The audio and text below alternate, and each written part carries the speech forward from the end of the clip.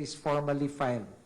We ask the public to allow our law enforcement agencies to do their work and to refrain from speculation while the evidence is being gathered and assessed. Investigation into the shooting incident in the Senate. With respect to the shooting incident that occurred within the Senate premises, the Department has already constituted a special panel of prosecutors to conduct an independent and thorough investigation. The panel has been directed to examine all available evidence, including forensic findings, documentary records, CCTV footage, witness statements, and other relevant materials. The objective is simple: to establish the facts and determine accountability wherever the evidence may lead. And the initial findings of the panel are as follows. 1, the action taken by the OSAA against the NBI on May 13, 2026 was not justified. Second, the Senate building was not under attack on the night of May 13, 2026. Third, the NBI attempted to implement the arrest warrant to Senator Ronald Bato de la Rosa. And fourth, when the ICC warrant was unsealed on May 11, 2026 and made public, any person who helped him escape may be held liable. The findings of the panel were based on evidence submitted by the PNP-CIDG, members of the media, and the GSIS, including an ocular inspection of the GSIS premises. The panel was unable to inspect the Senate premises.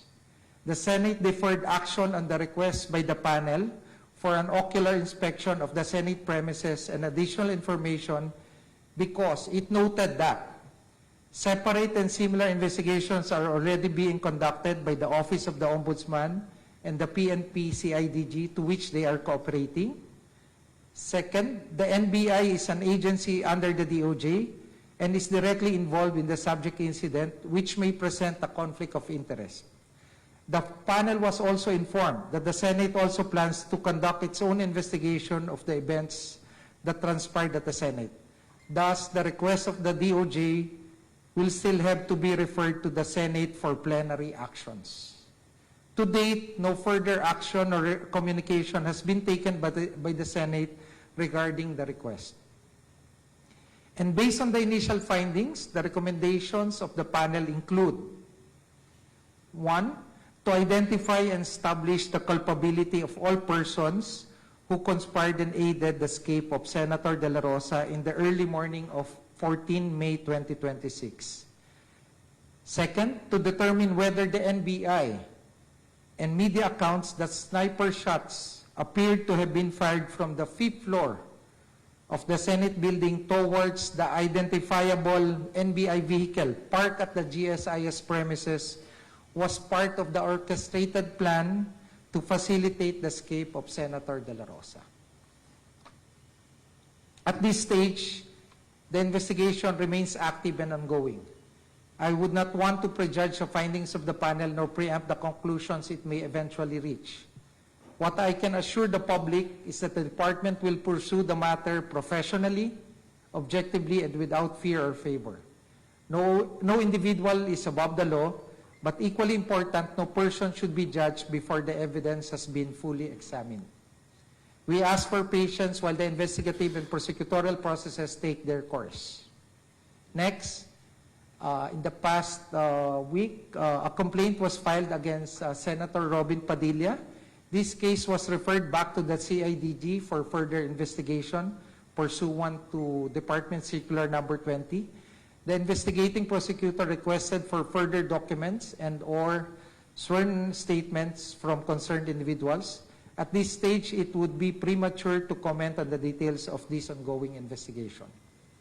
Next, the letter to Attorney Jimmy Bondoc.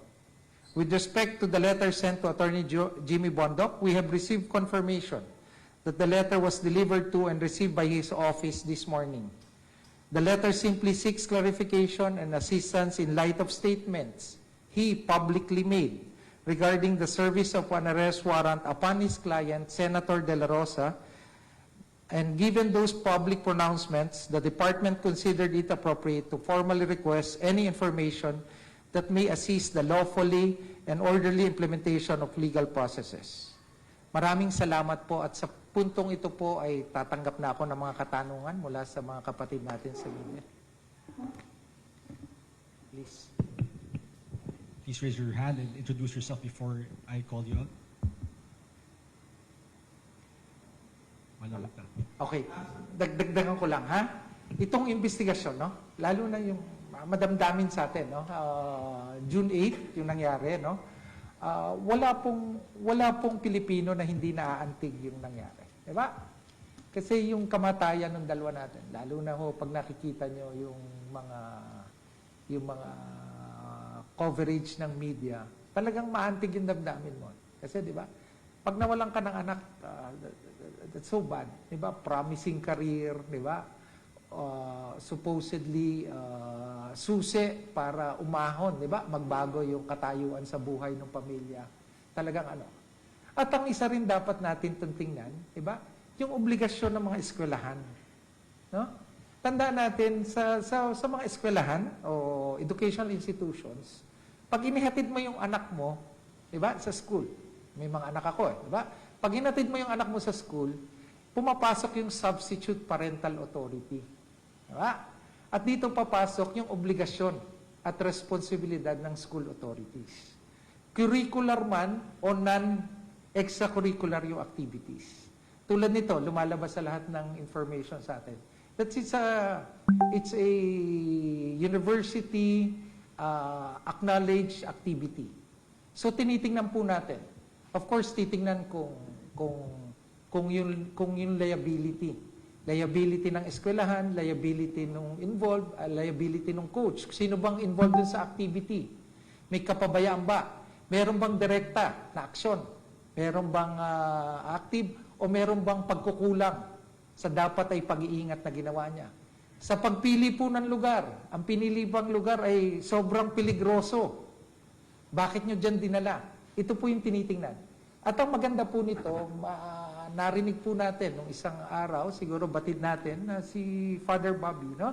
Also is conducting. And we would like to seek also yung information and data na magagather ng ginagawa ng Ateneo to be shared with the Department of Justice. Kasi sa dulo po nito, makikita naman eh. Pero parang ang maliwanag po nito, wala naman yung willful act. Diba? Ang lumalabas po sa atin, no? Wala yung talagang hinila yung paa pababa para malunod. Diba? Ang lumalabas lang dito, may kapabayaan ba? O kung may kapabayaan, diba? Ang maliwanag may namatay. So ang tanong, ito ba ay aksidente? Diba? O may pagkukulang sa pag-iingat na dapat ay ginawa ng school authorities o di kaya ay yung mga kasama at kabahagi nung university-sponsored activity. So yan po. Kaya po sa atin pong mga Pilipino, nakatutok po dito ang Department of Justice. Ang babasihan lang po natin ay ebidensya. So iwasan din po natin yung iwasan po din natin yung maging judgmental at maging masyado po tayo, yung bias po natin. Opo, ito na lamang po. Yes. Good afternoon, Sir Darlene Kai from GMA News. Sabi niyo nga po, walang willful act na nakikita so far doon sa Ateneo incident. Pero sinabi na po kasi na una ng PNP, CIDG na ang tinutumbok ng investigation nila as of now ay may kinalaman sa hazing and homicide. Paano niyo po i-reconcile yun? Okay.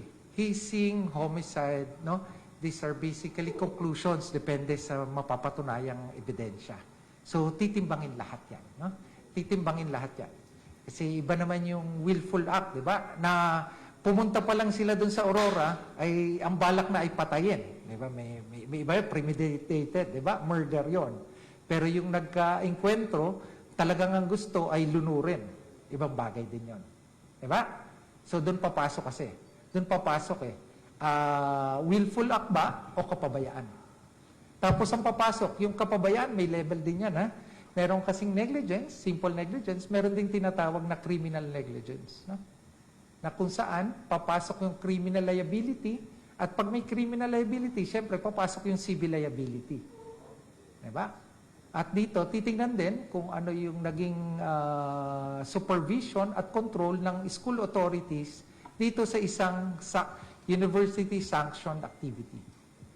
Sir, doon naman sa investigation sa Senate shooting, at this stage, pwede nyo na po bang i-enumerate kung sino-sino yung mga under investigation na senators or officials ng Senate?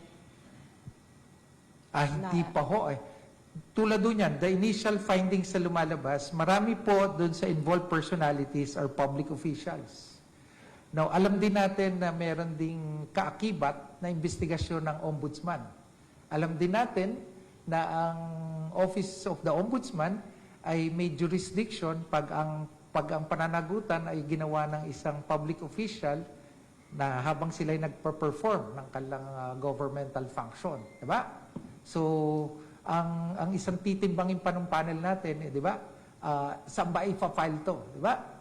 Ombudsman ba ang magpa-file bilang prosecutor laban doon sa mga public officials o DOJ ba ang magpa-file? Di ba? So, saglit na lang yan. Saglit na lang. Maliwanag na. Medyo maliwanag na yung facts and data natin. Sec, ngayon na bago na po yung liderato ng Senate, are you planning to take it up again with them? Sabi nyo nga po kanina, dinefer nila yung request for instruction. Yes, definitely. Nung una, ang instructions ko dun sa panel, mag-walkthrough lang kayo para ma-appreciate nyo yung facts. Saan ba nanggaling? Anong pintuan ba yung binabaril? Saan ba nanggagaling? Kasi may nakita tayong video eh. Very, very informative yung video na nakita natin, di ba? And tingnan lahat. Kasi iba yung appreciation ng facts pag nakita.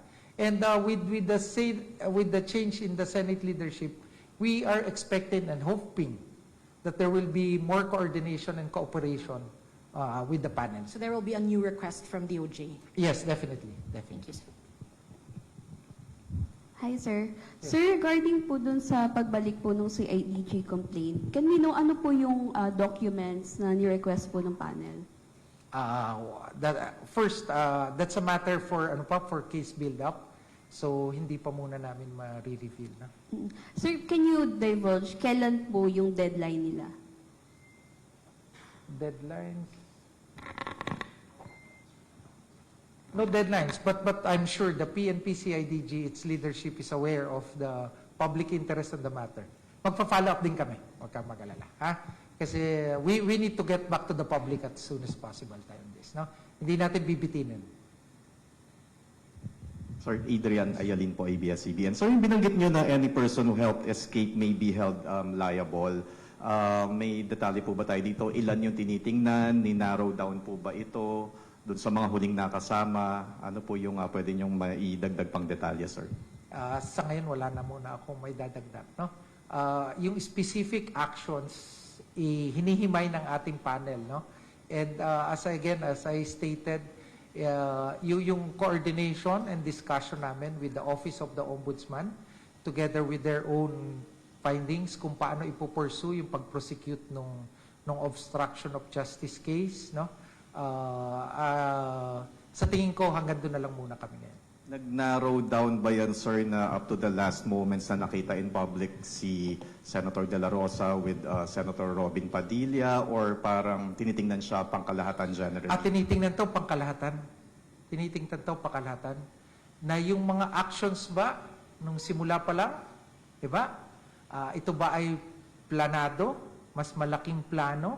Di ba? Nilagay siya sa protective custody. Ito ba'y kasama sa plano? Yung pagsasalita ba or yung pagsasabi ba na under attack? Yung pagsasabi ba na lockdown ng Senado? Diba? Lahat ito. Lahat ng mga bagay na napatunayan nating nangyari ay tinitingnan para timbangin kung ito ay kabahagi nung tinatawag natin na obstruction of justice. Sir, on Ateneo, pakilinaw lang po, bakit po hindi PHDO, and if ever, ano ba yung factors na mag-warrant na maging PHDO instead of ILBO lang? Okay. Ang tulad ho ng mga, yung ating legal jurisprudence on the matter, Yung HDO po, tulad ng nabanggit ko na I think in one of the interviews, yung karapatang bumiyahe, no, ay karapatan ng bawat Pilipino, no?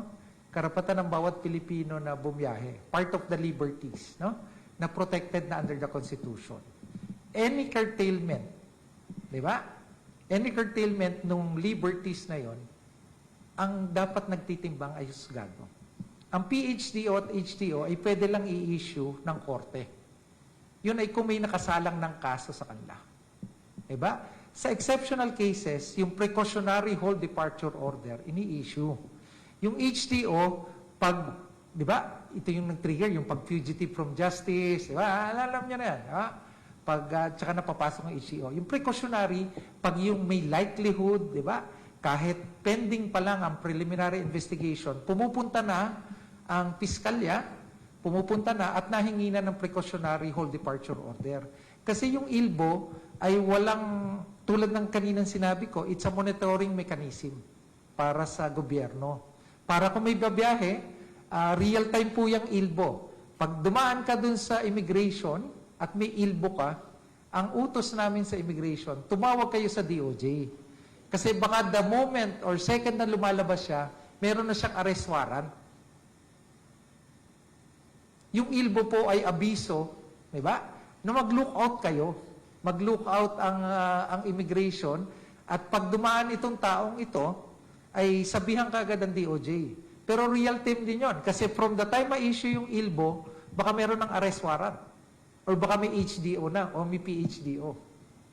Kaya itong ILBO, hindi rin to basta-basta na nadadrop, di ba? Napansin nyo, di ba? Dati may mga inisyo ng ILBO.